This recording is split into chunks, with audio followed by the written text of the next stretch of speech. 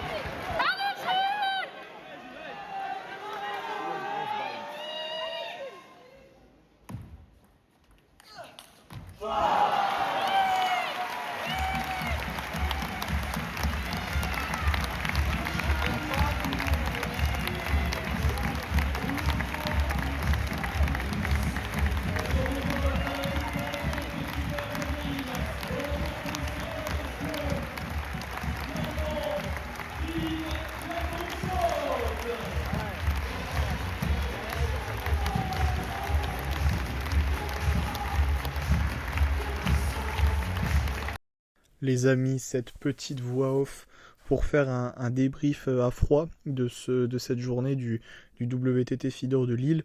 Donc, comme vous l'avez vu, c'était la journée des demi et des finales. Franchement, c'était super bien. J'ai passé un super moment. Organisation au top, rien à dire. J'étais vraiment impressionné par la qualité de tout ce qui a été mis en place pour un tournoi si petit, j'ai envie de dire, parce qu'un feeder finalement, quand on compare au Contender, Star Contender, Champions et Smash, c'est vraiment pas terrible normalement. Mais là, c'était vraiment de grande qualité, hein. Pour moi, ce tournoi, ça aurait dû être un Contender, voire un Star Contender. Mais bon, de ce que j'ai compris, le contrat a été signé pour 3 ans de feeder. On verra bien les années prochaines si ça reste bien un feeder ou si ça évolue, même si malheureusement ça m'étonnerait. Dans tous les cas, grand bravo à tous les bénévoles, tous les organisateurs, le club de Lille bien sûr, la WTT aussi, hein, parce que c'était un super moment, une super journée. Pour être tout à fait transparent, j'ai payé 44 euros je crois ma place pour la journée entière.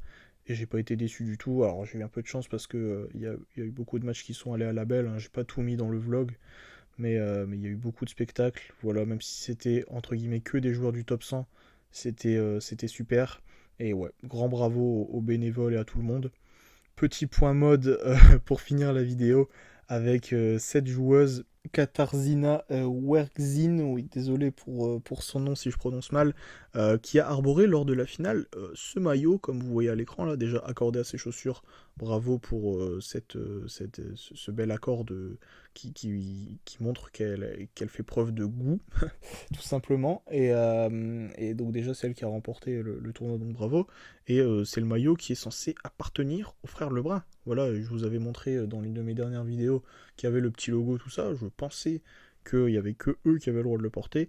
Visiblement non. Après, elle n'avait pas son nom derrière le maillot, donc peut-être qu'elle a juste pris un maillot qui est venu pour pas être en rouge comme son adversaire. Là, on voit pas à l'image, mais son adversaire avait un maillot rouge de la Pologne. Hein, c'était 2 Polonaises en finale.